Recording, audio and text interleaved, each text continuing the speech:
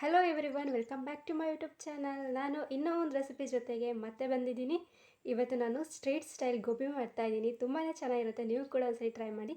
ನಾವು ಸ್ಟ್ರೀಟಲ್ಲೆಲ್ಲ ತಿಂತಿರ್ತೀವಲ್ಲ ಗೋಬಿ, ಅಲ್ಲಿ ಅಂದ್ಕೊಳ್ತಿರ್ತೀವಿ ತುಂಬಾ ಚೆನ್ನಾಗಿರುತ್ತೆ. ಬಟ್ ಹೆಂಗೆ ಮಾಡೋದು ಅಂತ ನಾನು ಇವತ್ತು ವೀಡಿಯೋಲಿ ಹೆಂಗೆ ಮಾಡೋದು ಅಂತ ಹೇಳ್ಕೊಡ್ತಾ ಇದ್ದೀನಿ.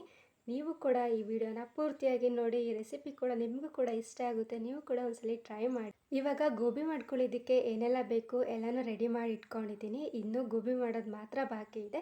ಇವಾಗ ರೆಸಿಪಿನ ಸ್ಟಾರ್ಟ್ ಮಾಡೋಣ. ಈ ಥರ ಪಕ್ಕ ಸ್ಟ್ರೀಟ್ ಸ್ಟೈಲ್ ಗೋಬಿನ ಹೇಗೆ ಮಾಡೋದು ಅಂತ ಇವಾಗ ನೋಡೋಣ. ಮೊದಲಿಗೆ ನಾನು 2 ಎಲೆಕೋಸನ್ನು ತೊಗೊಂಡಿದ್ದೀನಿ. ಇವಾಗ 2 ಎಲೆಕೋಸನ್ನು ತೊಗೊಂಡು ಇವಾಗ ಅದನ್ನು ತುರ್ಕೋಬೇಕು. ಕಟ್ ಕೂಡ ಮಾಡ್ಕೋಬೋದು ಸಣ್ಣದಾಗಿ, ಇಲ್ಲಾಂದರೆ ಈ ಥರ ತುರ್ಕೊಳ್ಳಬೋದು. ಈ ಥರ ತುರಿದು ಮಾಡಿಕೊಂಡ್ರೆ ತುಂಬಾ ಚೆನ್ನಾಗಿ ಬರುತ್ತೆ. ಹಾಗಾಗಿ ಈ ಥರ ತುರ್ಕೊಂಬಿಟ್ಟು ಅದನ್ನು ಕ್ಲೀನಾಗಿ ವಾಶ್ ಮಾಡಿ ಸೈಡಲ್ಲಿ ಇಟ್ಕೊಂಡಿದ್ದೆ ನಾನು. ಅದನ್ನು ನೀರೆಲ್ಲ ತೆಕ್ಕೊಂಡಾದಮೇಲೆ ಈ ಬೌಲಿಗೆ ಹಾಕ್ಕೊಳ್ತಾ ಇದ್ದೀನಿ. ಇವಾಗ ಈ ಥರ ಒಂದು ಬೌಲಿಗೆ ಎಲ್ಲನೂ ಕೂಡ ಎಲೆಕೋಸನ್ನು ಹಾಕ್ಕೊಂಡಿದ್ದೀನಿ. ನೋಡಿ ಎಷ್ಟು ಸಣ್ಣದಾಗಿದೆ ತುರ್ಕೊಂಡಿದ್ರಿಂದ.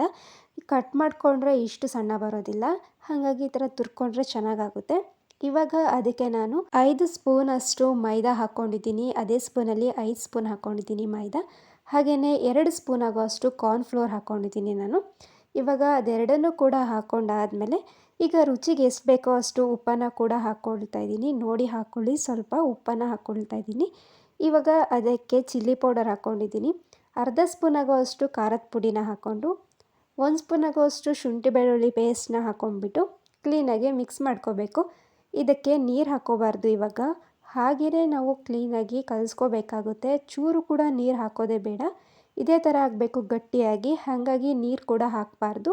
ಈ ಥರ ನಾವೇ ಕ್ಲೀನಾಗಿ ಕಲಿಸ್ಕೊಬೇಕಾಗುತ್ತೆ. ನೀರು ಹಾಕ್ತೇನೆ ಈ ಥರ ಕ್ಲೀನಾಗಿ ಕಲಿಸ್ಕೊಂಬಿಟ್ಟು ಇವಾಗ ಈ ಥರ ಆದಮೇಲೆ ಸೈಡಲ್ಲಿ ಎತ್ತಿಟ್ಟಿದ್ದೀನಿ. ಇವಾಗ ಒಂದು ಬೌಲ್ ತೊಗೊಂಡು 1 ಸ್ಪೂನ್ ಆಗೋಷ್ಟು ಶುಂಠಿ ಬೆಳ್ಳುಳ್ಳಿ ಪೇಸ್ಟ್, ಹಾಗೆಯೇ ಅರ್ಧ ಸ್ಪೂನ್ ಆಗೋಷ್ಟು ಖಾರದ ಪುಡಿ, ಆಮೇಲೆ ಚೂರು ಕಸ್ತೂರಿ ಮೇಥಿ, ಹಾಗೆ ರುಚಿಗೆ ಎಷ್ಟು ಬೇಕೋ ಅಷ್ಟು ಉಪ್ಪು, ಆಮೇಲೆ 1 ಸ್ಪೂನ್ ಆಗೋಷ್ಟು ಗರಂ ಮಸಾಲ, 2 ಸ್ಪೂನ್ ಆಗೋಷ್ಟು ಕಾರ್ನ್ಫ್ಲೋರ್ ಇಷ್ಟನ್ನು ಹಾಕ್ಕೊಂಡು, ಆಮೇಲೆ 1 ಸ್ಪೂನ್ ಆಗೋಷ್ಟು ಸೋಯಾ ಸಾಸ್, ಅರ್ಧ ಸ್ಪೂನ್ ಆಗೋಷ್ಟು ಟೊಮೆಟೊ ಕೆಚಪ್ ಇಷ್ಟನ್ನು ಹಾಕ್ಕೊಂಡು ಕ್ಲೀನಾಗಿ ಮಿಕ್ಸ್ ಮಾಡ್ಕೋಬೇಕು ನಾವು. ಈ ಥರ ಕ್ಲೀನಾಗಿ ಮಿಕ್ಸ್ ಮಾಡ್ಕೊಂಡಾದಮೇಲೆ ಇವಾಗ ಅದಕ್ಕೆ ಸ್ವಲ್ಪ ನೀರನ್ನು ಕೂಡ ಹಾಕ್ಕೊಳ್ತಾ ಇದ್ದೀನಿ. ಒಂದು ಅರ್ಧ ಗ್ಲಾಸಷ್ಟು ನೀರನ್ನು ಹಾಕ್ಕೊಳ್ತೀನಿ ನಾನು. ಇವಾಗ ಈ ಥರ ಕ್ಲೀನಾಗಿ ಮಿಕ್ಸ್ ಮಾಡಿದ್ಮೇಲೆ ಇವಾಗ ನೀರನ್ನು ಹಾಕಿಬಿಟ್ಟು ನಾನು ಕ್ಲೀನಾಗಿ ಮಿಕ್ಸ್ ಮಾಡ್ಕೊಳ್ತಾ ಇದ್ದೀನಿ. ಎಲ್ಲನೂ ಕೂಡ ಕ್ಲೀನಾಗಿ ಮಿಕ್ಸ್ ಮಾಡ್ಕೊಂಡಾದ್ಮೇಲೆ 1/4 ಸ್ಪೂನ್ ಆಗೋಷ್ಟು ಧನಿಯಾ ಪುಡಿನ ಕೂಡ ಹಾಕ್ಕೊಂಡು ಮತ್ತೆ ಕ್ಲೀನಾಗಿ ಕಲಿಸ್ಕೊಂಡಿದ್ದೀನಿ ನಾನು. ಇಷ್ಟನ್ನು ಮಾಡಿಬಿಟ್ಟು ಇದನ್ನು ಸೈಡಲ್ಲಿ ಎತ್ತಿಟ್ಕೋಬೇಕಾಗುತ್ತೆ. ಸ್ಟ್ರೀಟ್ ಸ್ಟೈಲಲ್ಲಿ ಮಾಡೋದು ಇದೇ ಥರ. ನೀವು ನೋಡಿರ್ಬೋದು, ಅವ್ರು ಮೊದಲಿಗೆ ಸಾಂಬಾರು ರೀತಿಯಾಗಿ ಮಾಡಿಟ್ಕೊಂಡಿರ್ತಾರೆ. ಈ ಥರ ಅವರು ಜಾಸ್ತಿ ಸಾಸ್ ಏನು ಯೂಸ್ ಮಾಡೋದಿಲ್ಲ, ಇದೇ ಥರ ಸಾಂಬಾರು ರೀತಿಯಾಗಿ ಮಾಡಿಕೊಂಡು ಅವ್ರು ಯೂಸ್ ಮಾಡೋದು. ಹಾಗಾಗಿ ನಾನು ಇವತ್ತು ಸ್ಟ್ರೀಟ್ ಸ್ಟೈಲಲ್ಲಿ ಹೇಳ್ತಾ ಇದ್ದೀನಲ್ವ, ಹಾಗಾಗಿ ಈ ಥರ ಮಾಡ್ತಾ ಇರೋದು. ಈಗ ಈ ಥರ ಮಾಡಿಬಿಟ್ಟು ಸೈಡಲ್ಲಿ ಎತ್ತಿಟ್ಕೊಂಡ್ಬಿಟ್ಟು ಇವಾಗ ಒಂದು ಬಾಣಲಿಗೆ ಎಣ್ಣೆ ಕೂಡ ಹಾಕ್ಕೊಬೇಕು. ಅದು ಕಾದಾದಮೇಲೆ ನಾವು ಗೋಬಿನ ಮಾಡ್ಕೋಬೇಕಾಗುತ್ತೆ. ಹಾಗಾಗಿ ಇವಾಗ ನಾನು ಎಣ್ಣೆ ಕೂಡ ಹಾಕ್ಕೊಳ್ತಾ ಇದ್ದೀನಿ. ಸ್ವಲ್ಪ ಜಾಸ್ತಿನೇ ಹಾಕ್ಕೊಳ್ತಾ ಇದ್ದೀನಿ, ಬೇಗನೆ ಫ್ರೈ ಮಾಡ್ಬೋದು ಅನ್ನೋ ಕಾರಣಕ್ಕೆ. ಇವಾಗ ಎಣ್ಣೆನೂ ಕೂಡ ಹಾಕ್ಕೊಂಡಾದ್ಮೇಲೆ ಇನ್ನು ಎಣ್ಣೆ ಕಾದಾದ್ಮೇಲೆ ನಾವು ಮಾಡಿರೋ ಅಂಥದ್ದು ಹಿಟ್ಟನ್ನು ಗೋಬಿ ರೀತಿಯಲ್ಲಿ ಈ ಥರ ಹಾಕ್ಕೋಬೇಕಾಗುತ್ತೆ. ನೋಡಿ ಈ ಥರ ರೌಂಡಿಗೆ ಬಾಲ್ಸ್ ರೀತಿಯಾಗಿ ಚಿಕ್ಕ ಚಿಕ್ಕಗೆ ಹಾಕ್ಕೋಬೇಕು. ಜಾಸ್ತಿ ದಪ್ಪ ಕೂಡ ಹಾಕ್ಕೋಬಾರ್ದು, ಎಲ್ಲ ಒಂದೇ ಸೈಜಲ್ಲಿ ಇರಬೇಕು. ಹಾಗಾಗಿ ಚಿಕ್ಕದಾಗೆ ಹಾಕ್ಕೊಂಡಿದ್ದೀನಿ ನಾನು. ಈ ಥರ ಅದನ್ನು ಲೋ ಫ್ಲೇಮಲ್ಲೇ ಫ್ರೈ ಮಾಡ್ಕೋಬೇಕು. ಸ್ವಲ್ಪ ಈ ಥರ ಕ್ರಿಸ್ಪಿಯಾಗಿ ಆಗಬೇಕು ಅಂತ ಹೇಳಿದ್ರೆ, ಹಾಗಾಗಿ ಈ ಥರ ಕ್ಲೀನಾಗಿ ಎಣ್ಣೆಲಿ ಫ್ರೈ ಮಾಡ್ಕೊಂಬಿಟ್ಟು ಇನ್ನು ಅದನ್ನು ಸೈಡಲ್ಲಿ ಎತ್ತಿಟ್ಕೋಬೇಕಾಗುತ್ತೆ. ಸೈಡಲ್ಲಿ ಒಂದು ಪ್ಲೇಟ್ ಇಟ್ಕೊಂಡಿದ್ದೀನಿ. ಆಲ್ರೆಡಿ ಒಂದ್ಸಲಿ ನಾನು ಅದನ್ನು ಫ್ರೈ ಮಾಡಿ ಎತ್ತಿಟ್ಕೊಂಡಿದ್ದೀನಿ. ಇದು ಸೆಕೆಂಡ್ ಟೈಮ್ ಹಾಕ್ತಾ ಇರೋದು. ಈಗ ಫ್ರೈ ಮಾಡಿಬಿಟ್ಟು ನಾನು ಒಂದು ಪ್ಲೇಟಲ್ಲಿ ಇಟ್ಕೊಂಡಿದ್ದೀನಿ. ನೋಡಿ ಹೇಗೆ ಕಾಣಿಸ್ತಿದೆ. ಇಷ್ಟು 2 ಎಲೆಕೋಸನ್ನು ನಾನು ಮಾಡ್ಕೊಂಡಿರೋದ್ರಿಂದ ಇನ್ನು ಈ ಥರ ಮಾಡ್ಕೊಂಡು ಸೈಡಲ್ಲಿ ಎತ್ತಿಟ್ಕೊಂಡು ಇವಾಗ ಅದೇ ಪ್ಯಾನಿಗೆ ನಾನು ಒಂದು 2 ಸ್ಪೂನ್ ಆಗೋಷ್ಟು ಆಯಿಲ್ ಹಾಕ್ಕೊಳ್ತಾ ಇದ್ದೀನಿ. ಜಾಸ್ತಿ ಕೂಡ ಹಾಕ್ಕೋಬಾರ್ದು, ಚೆನ್ನಾಗಿರಲ್ಲ ಜಾಸ್ತಿ ಎಣ್ಣೆ ಹಾಕಿದರೂ ಕೂಡ. ಎಷ್ಟು ಬೇಕೋ ಅಷ್ಟೇ ಹಾಕ್ಕೋಬೇಕು. ಇವಾಗ ಅದಕ್ಕೆ ನಾನು ಆನಿಯನ್ ಹಾಕ್ಕೊಳ್ತಾ ಇದ್ದೀನಿ, ಹಾಗೆಯೇ ಕ್ಯಾಪ್ಸಿಕಮ್ ಕೂಡ ಹಾಕ್ಕೊಳ್ತಾ ಇದ್ದೀನಿ.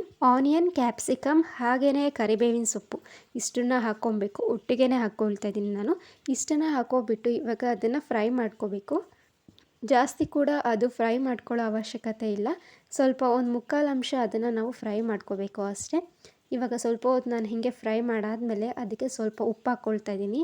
ನೋಡಿ ಹಾಕ್ಕೋಬೇಕು, ಜಾಸ್ತಿ ಆಗಿಬಿಡುತ್ತೆ. ಯಾಕಂದರೆ ನಾವು ಸಾಸ್ ಮಾಡಿದ್ವಲ್ಲ, ಅದಕ್ಕೂ ಕೂಡ ಹಾಕ್ಕೊಂಡಿದ್ದೀವಿ. ಇವಾಗ ನಾನು ಉಪ್ಪು ಹಾಕ್ಕೊಂಡು ಫ್ರೈ ಮಾಡಾದಮೇಲೆ ಆವಾಗಲೇ ಮಾಡಿಟ್ಕೊಂಡಿದ್ವಲ್ಲ ನಾವು ಸಾಂಬಾರು ರೀತಿಯಾಗಿ, ಇವಾಗ ಅದನ್ನು ಕೂಡ ಹಾಕ್ಕೊಳ್ತಾ ಇದ್ದೀನಿ. ಇವಾಗ ಇಷ್ಟು ಹಾಕ್ಕೊಂಬಿಟ್ಟು ಇದು ಸ್ವಲ್ಪ ಹೊತ್ತು ಹಾಗೆ ಒಂದು ಮಿನಿಟ್ ಇದೇ ಥರ ನಾವು ಮಿಕ್ಸ್ ಮಾಡ್ಕೋಬೇಕು. ಅದಾದಮೇಲೆ ನಾವು ಮಾಡಿರೋ ಗೋಬಿನ ಇದಕ್ಕೆ ಆ್ಯಡ್ ಮಾಡಬೇಕು.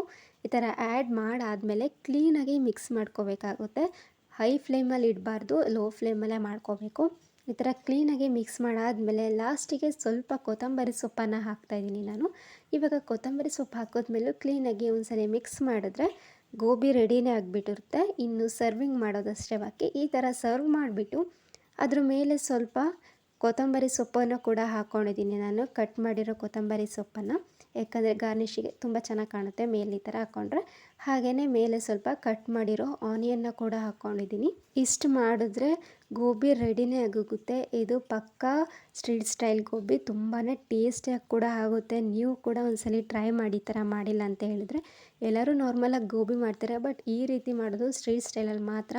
ನೀವು ಕೂಡ ಒಂದ್ಸಲ ಟ್ರೈ ಮಾಡಿ, ತುಂಬಾ ಟೇಸ್ಟಿಯಾಗಿ ಕೂಡ ಬರುತ್ತೆ ಈ ರೆಸಿಪಿ. ಈ ಥರ ಗೋಬಿನ ಟ್ರೈ ಮಾಡಿಬಿಟ್ಟು ಹೇಗಾಗಿತ್ತು ಅಂತ ಕಮೆಂಟ್ ಮಾಡಿ ತಿಳಿಸಿ.